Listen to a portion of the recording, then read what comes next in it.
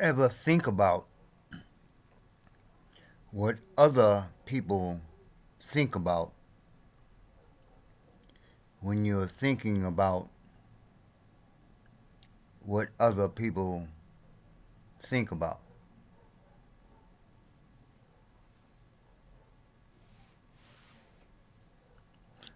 Let's see what people thinking about.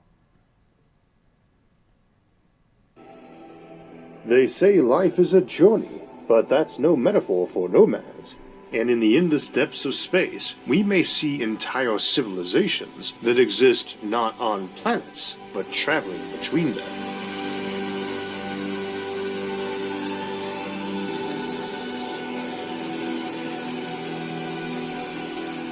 The spaceship Ganymede's Hand was commissioned at the Jovian shipyards to serve as part of a colonial fleet in the year 2424, and by the year 3434, 1,000 years later, it had undergone many transformations not just in shape, but in mission and status.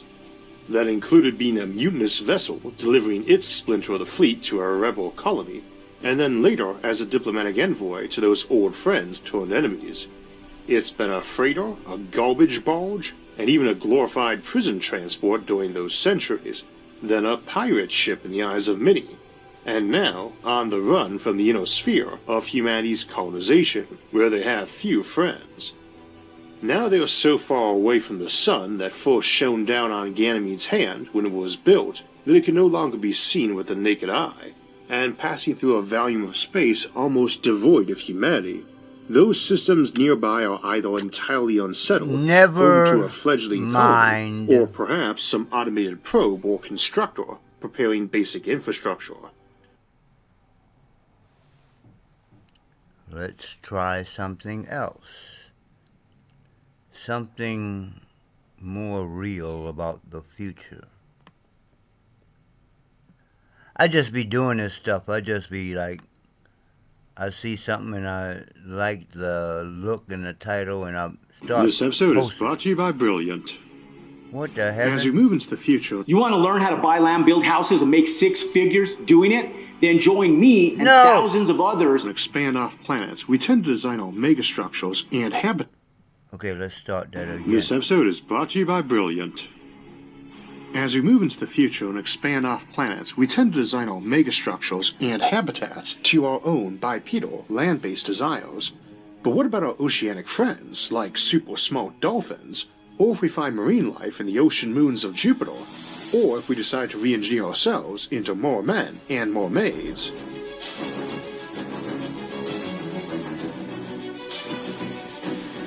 So one of our most talked about topics on this channel is the general concept that humanity is likely to build giant space habitats as opposed to simply terraforming and colonizing other planets. And today we will be discussing that notion in the context of building oceanic and aquatic habitats in space. We will introduce some new megastructures like a hydroshell, which allows truly huge aquatic environments, dwarfing planets but avoiding crushing water pressures. We will be looking at this in terms of a few options for gravity, microgravity. Okay, so this is what other people are thinking about in the future, but by the time that that actually is an actuality, I will probably be a piece of dust. Maybe, I don't know. It might happen in the next few years. You never know with AI. They say it's going to be speeded up so fast that everything is going to be happening really fast and you're going to be up there and everybody's going to be left behind. Nobody, blah, blah, blah, blah, blah. So you never know. So I try not to be so, this is how the way things is going to be forever. No. I really don't believe that nobody knows what's going to happen in the future. But let me try to find something that goes with the theme that I was talking about. I thought this spaceship thing was going to be about the future. It's about the future, but God, let's talk about some realistic. Oh gosh. This episode is sponsored by Brilliant. By Brilliant who? Okay.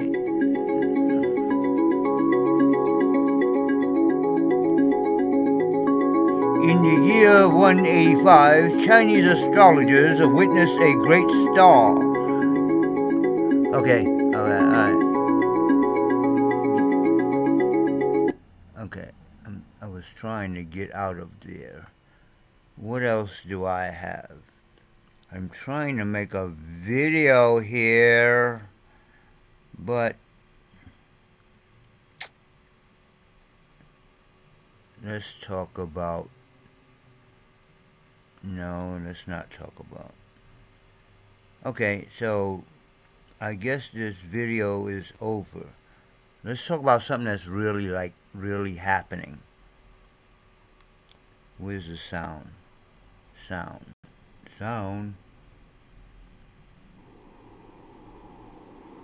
Okay. I just want to do a video. God dagnabbit.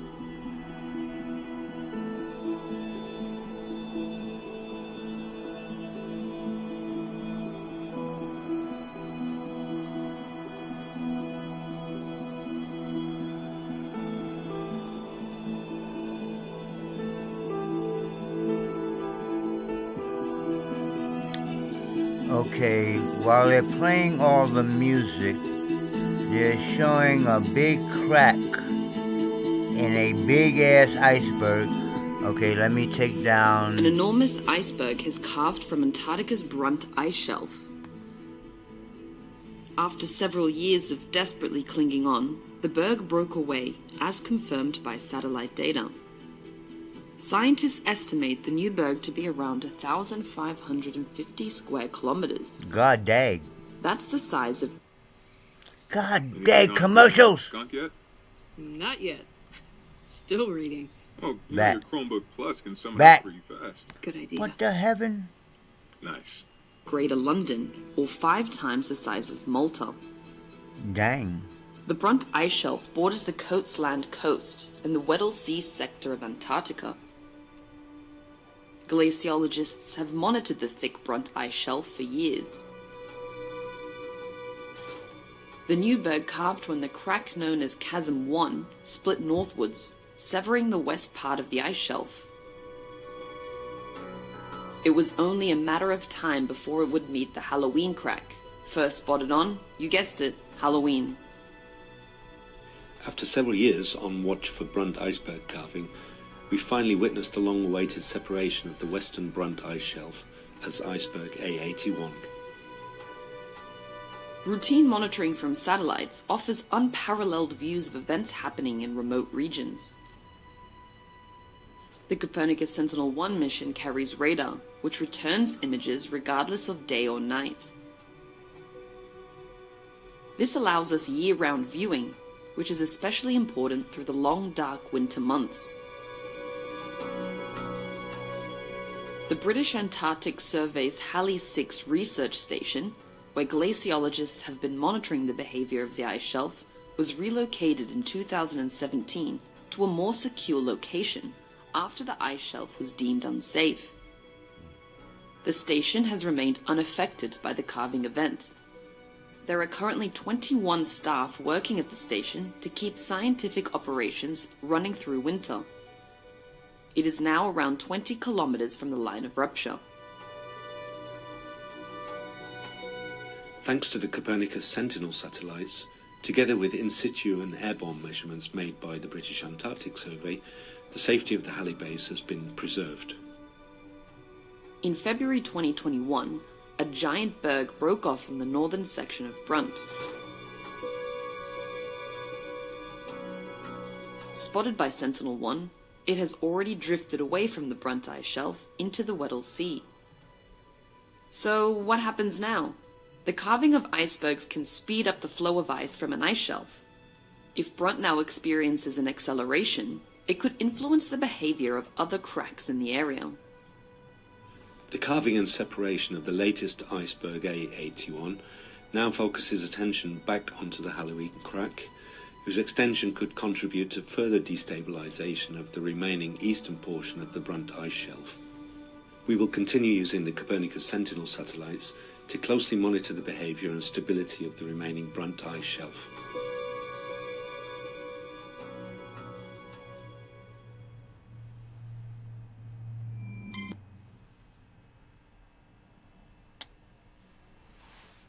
Okay, so I know that was a whole lot of,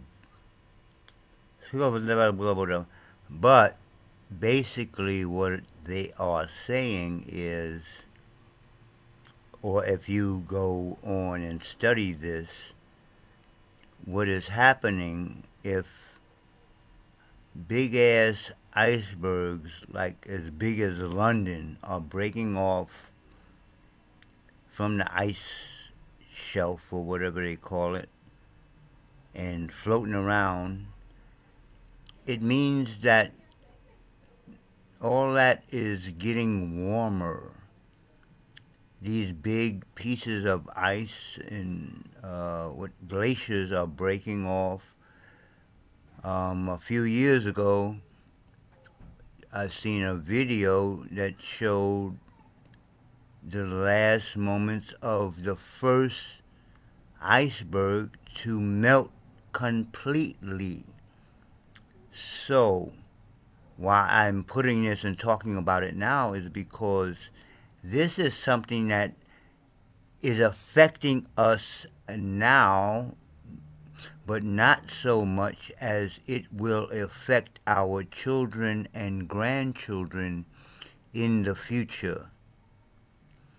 If you study this stuff, icebergs and all that stuff breaking off, and these are, did you hear what they said? They said this one is as big as London.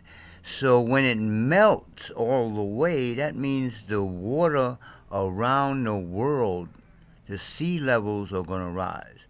When the next one melts, the sea levels are going to rise. Dada, dada, dada. Do you get the picture? Some people have made maps that show New York and places like here, Los Angeles, totally underwater.